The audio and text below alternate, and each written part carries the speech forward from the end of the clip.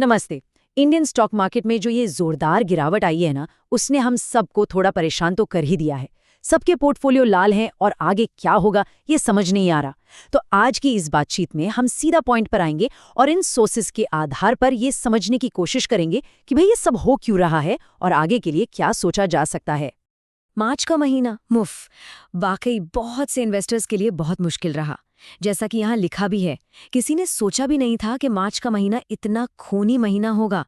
और जब अपना पोर्टफोलियो रोज थोड़ा थोड़ा घटता हुआ दिखता है ना, तो दिल तो बैठता ही है। पर सवाल ये है कि क्या ये गिरावट बस यूं ही आ गई या इसके पीछे कुछ पक्की वजह है। चलिए पता लगाते हैं।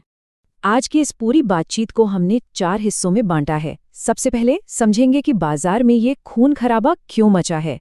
फिर इस गिरावट के पीछे के 5 सबसे बड़े कारण देखेंगे। उसके बाद एक बहुत ही मजेदार 150 साल पुराने चार्ट पर नजर डालेंगे जो मार्केट साइकिल्स की बात करता है। और आखिर में सबसे जरूरी बात कि अब ऐसे में करना क्या चाहिए। तो चलिए पहले सवाल से ही शुरू करते हैं। बाजार में जो ये भारी बिकवाली यानी सेलिंग का माहौल बना हुआ है, आखिर इसकी जड़ कहाँ है? देखिए, इसे समझना बहुत जरूरी है, तभी हम आज के हालात को सही तरीके से देख पाएंगे। हमारे सोर्सेज के मुताबिक ये गिरावट कोई अचानक हुई चीज नहीं है। इसके पीछे एक नहीं बल्कि 5 बड़े और आपस में जुड़े हुए कारण हैं। इसमें कुछ ग्लोबल फैक्टर्स हैं और कुछ घरेलू भी, जो सब मिलकर मार्केट पर ये दबाव बना रहे हैं। तो चलिए एक एक करके इन सबको खोलते हैं। तो ये हैं वो 5 मेन वजह जिन पर मार्केट की ये गिरावट टिकी है। पहला, मिडिल ईस्ट का टेंशन। दूसरा, कच्चे तेल की कीमतें जो $100 के पार चली गई हैं। तीसरा, डॉलर के सामने रुपए का कमजोर होना। चौथा, फॉरेन इंस्टीट्यूशनल इन्वेस्टर्स की जबरदस्त बिकवाली। और पांचवां, अमेरिका में बॉन्ड यील्ड्स का बढ़ना और इंटरेस्ट रेट कट की उम्मीदों का टूटना। आइए अब हर एक को थोड़ा डिटेल में समझते हैं। पहला और शायद सबसे बड़ा कारण है मिडिल ईस्ट में चल रहा जियोपॉलिटिकल टेंशन।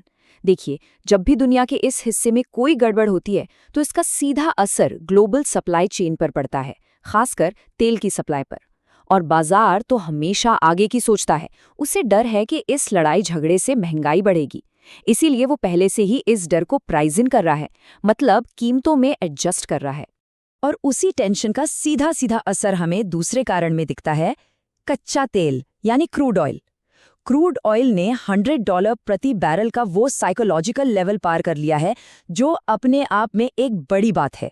और हम यानी भारत अपनी ज़रूरत का ज़्यादातर तेल बाहर से ही खरीदते हैं, तो हमारे लिए तो ये बहुत बड़ी टेंशन की बात है। और इसका असर भी साफ साफ दिख रहा है। वो सेक्टर्स जिनकी लागत में फ्यूल का बड़ा हिस्सा होता है, उनकी तो हालत खराब है। जैसे कि यहाँ आप देख सकते हैं, सिर्फ एक महीने में स्पाइस जेट 19% और इंडिगो 15% नीचे है।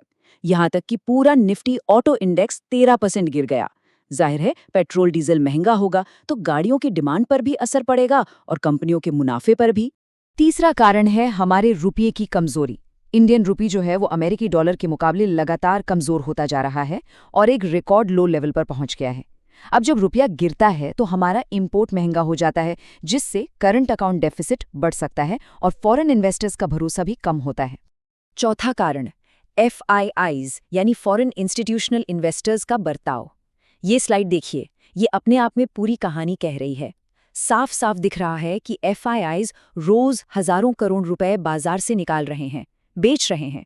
हाँ, अच्छी बात यह है कि हमारी DIIs यानी डोमेस्टिक इंस्टीट्यूशनल इन्वेस्टर्स और हम जैसे रिटेल निवेशक खरीदारी करके बाजार को संभालने की कोशिश कर रहे हैं, लेकिन FIIs की तरफ से जो सेलिंग प्रेशर है वो बहुत ज्यादा है। और पांचवा कारण जुड़ा है ग्लोबल इकोनॉमी से। अमेरिका में 10 साल की ट्रेजरी यील्ड 4.28% जैसे हाई लेवल पर है। अब आसान भाषा में इसका मतलब यह है कि इन्वेस्टर्स को US गवर्नमेंट बॉन्ड जैसे सेफ इन्वेस्टमेंट पर ही अच्छा रिटर्न मिल रहा है, तो वो स्टॉक मार्केट का रिस्क क्यों लेंगे।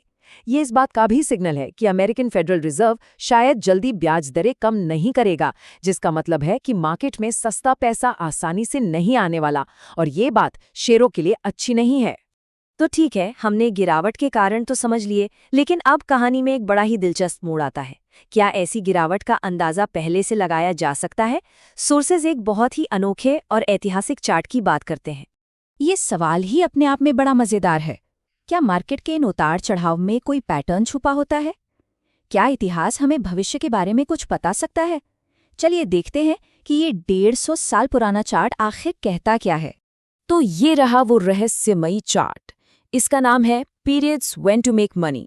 और जैसा कि ये टाइमलाइन दिखा रही है, ये कोई आज की चीज नहीं है।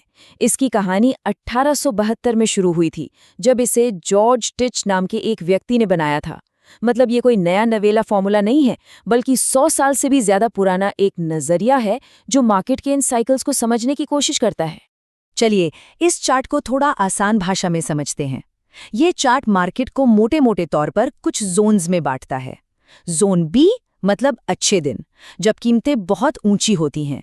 चार्ट के हिसाब से ये स्टॉक बेचने का टाइम होता है।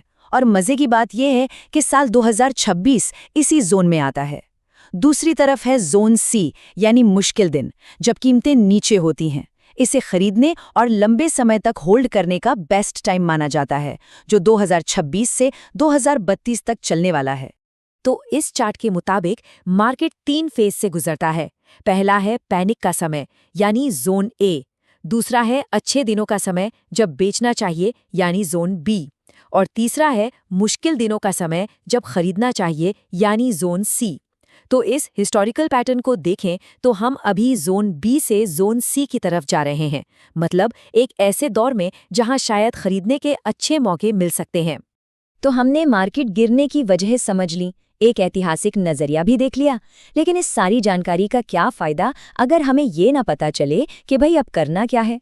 तो चलिए अब सबसे जरूरी सवाल पर आते हैं, इन हालात में हमारा अगला कदम क्या होना चाहिए।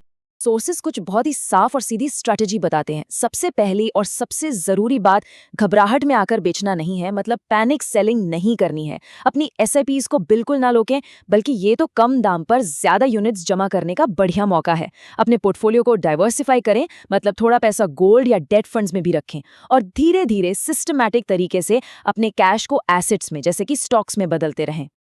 ये एक लाइन पूरी स्ट्रैटेजी का निचोड़ है। Invest in red to enjoy the green. मतलब जब बाजार में सब कुछ लाल ही लाल हो, जब डर का माहौल हो, वही सही वक्त होता है लंबी अवधि में पैसा बनाने के लिए निवेश करने का। जो निवेशक इस रेड में धैर्य रखते हैं, वही आखिर में ग्रीन यानी मुनाफे का मजा ले पाते हैं। और आखिर में ये एक सवाल जो सोचने पर मजबूर करता है।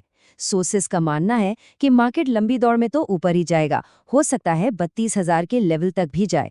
पर असली सवाल ये नहीं है कि मार्केट कहाँ जाएगा। असली सवाल ये है कि जब मार्केट वहाँ पहुँचेगा, तब तक उस सफ़र में हमारी कितनी हिस्सेदारी होगी, हमारा कितना पैसा लगा हुआ होगा। इस पर सोचना बहुत ज़रूरी है।